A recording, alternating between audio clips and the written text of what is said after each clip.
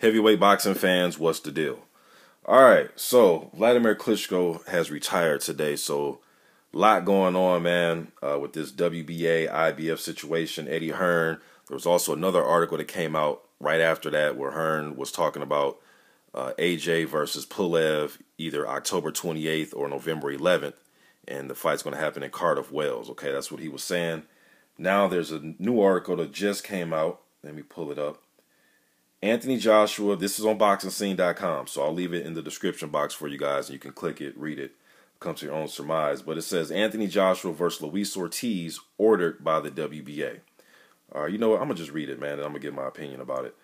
Just read it for you guys. It says, the World Boxing Association Championships Committee ordered the teams behind Anthony Joshua, who is the current WBA heavyweight champion, and Cuban puncher Luis Ortiz, who holds the #1 in the ranking at the heavyweight limit, to start negotiations for a mandatory fight between them. According to the resolution sent on January 11, 2017 to both parties, it was reported that the winner of Joshua's fight with Vladimir Klitschko, held on April 29, 2017, had to face Ortiz after 120 days. 95 days have passed, and for this reason, the Championships Committee ordered to negotiate a fight between the British and Cuban boxers. Both parties were duly notified that as of August 3rd, they have 30 days to reach an agreement, or the fight will be called to purse bids. Damn.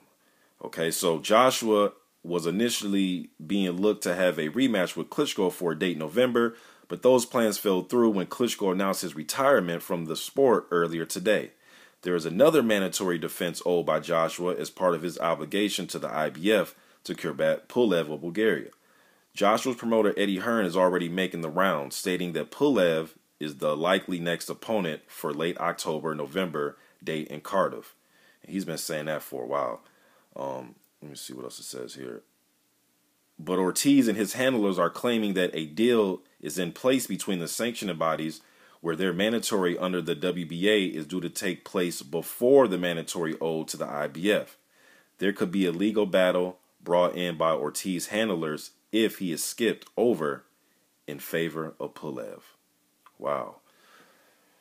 You know what I thought would have been the best solution for this, and I know Team Ortiz and Pulev, and maybe some of you may disagree, and that's fine. But just so there's not this shit going on, and I understand that what Ortiz has going on with the WBA has nothing to do with Pulev. Just like I understand what Pulev has going on with the IBF has nothing to do with Ortiz. I understand that. But what I was thinking was, on the undercard of when Joshua and Klitschko fought, to just erase all of this shit, because the winner of that fight is going to be unified champion, right? IBF, WBA. What I was thinking was, instead of, Pulev going around fighting fucking Samuel Peter and Kevin Johnson to stay busy, as he calls it, why didn't they just have Ortiz versus Pulev on the undercard in the winner, and, break them off some good money, because there was a lot of money made in that whole event.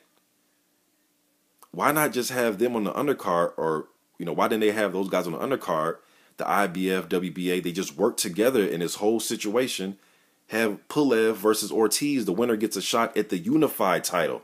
You know what I mean? Instead of this shit. I don't know, man. Maybe that's just too easy, but it's all about money. Maybe, it's all about money. But to me, man, that just made the most sense to me. You know what I mean? Just could have had the shit on the undercard, and then the winner was Joshua. Then he could have fought Ortiz or Pulev, and that would have just knocked it out. You know what I mean? Instead of this, he has a mandatory and he has a mandatory. I don't know, man. I really don't want to do a long video with a whole bunch of speculations, man. So I'm not sure what the fuck is going to happen. We're going to have to sit back and just see how this is going to unfold. Then Ortiz, there was another article that came out a few days ago where the WBC president said he's trying to work a deal together to make Wilder, Stavern, and Ortiz happy, whatever the fuck that means. Maybe he means Wilder fights Stavern, and then Ortiz is promised the winner and all that type of shit. And I kind of feel Ortiz and his team's pain to some degree. When I was seeing an article, and I did a video about it the other day, where his trainer was talking about it, and he was just like, man, we've been promised so many fights and all this shit, and they don't happen. You know what I mean? And maybe Ortiz and his team don't want to get put in another situation where they're promised something from the WBC and it doesn't happen. You know what I mean? I think their best bet right as of now is to pursue that WBA situation. Now, let me backtrack a little bit because I know somebody's going to say, but what, you don't want to see Ortiz and Wilder? Yes, I would love, look, man, I want to see Ortiz and anybody, whether it's Joshua for the WBA, Wilder for the WBC. But if I'm looking at it from a business standpoint, and I know I always make fun of the business, right? But just take a step back and just look at it from that point for a quick second. I'm going to have my fighter go to where, okay, are you a mandatory for this strap? Yes. And you're not for this one? Man, we're about to go pursue this mandatory situation. You know what I'm saying? Now this deal that the WBC president said he was trying to make, I'm guessing is for Wilder to go ahead and take care of Stavern, and then they'll promise Ortiz is mandatory, or Ortiz will be the new mandatory. That could be it. I'm not sure, but he is the mandatory right now. You know what I mean? So for the WBA, so I would pursue that. But as a boxing fan, man, I want to see him fight Wilder or Joshua. Just fucking flip a coin. You know what I'm saying? When it comes to that. But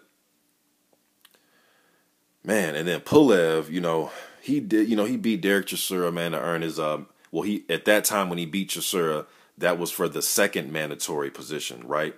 That sounds crazy, right? The second mandatory. It was pretty much because at that time Parker was the mandatory. When Parker beat Carlos Takam, he was the mandatory for Joshua. And then the WBO situation opened up, and then Parker went elsewhere, and then he fought Ruiz and that whole situation for the WBO strap. And then that's when Pulev didn't have to wait for AJ no more because he moved on, and he was the second mandatory. Then he moved up. You know what I mean? So, or not moved up, but his shot at the title is going to come a little bit quicker for him. But shit, then, AJ went and fought Klitschko, and he was going to have a fucking rematch. So really, Pulev ended up waiting a little bit longer, or he would have. Now Vlad retired. But I don't know, man. It's just a mess right now. And we just going to have to sit back and see what's going to happen, man. I mean, if this, like I said, I thought the Ortiz and Pulev thing on the undercard of AJ versus Klitschko would have made the most sense in that, back in April. You know what I'm saying? Being that it's both guys are mandatories for the titles that are on the line. You know what I'm saying? But the motivation is undisputed, man. Undisputed is the motivation, and that's what I want to see, man. Ortiz getting a title shot is something I really want to see, and I really want to see unification. I want to see an undisputed champion. But right now, it seems as if these title holders are going to have to take care of mandatories. If you're asking me, I think when it's all said and done, although I know Wilder and his team are really trying to get just anybody besides Stavern, you know what I'm saying? And no TV network wants to even see that fight. Stavern, he missed the test. Oh, boy. So there's a lot going on with that. But I think when it's all said and done, Stavern did hire Jay Prince and Josh Dubin. So and then he got Don King. Then Don King has a really good relationship with the WBC. I think when it's all said and done, regardless of what I want, I think when it's all said and done, I think Wilder will be fighting Stavern, and I think Joshua will be fighting Pulev. That's what I think will happen. Man, I'm just curious to see if, I don't know. Ortiz team said if they skip over him, man, that they're willing to go to court. So, but reading this article, I don't know. Maybe it's Ortiz. I really don't know, man. But that's the news. You guys let me know your opinion in the comment section about all this. I'm out.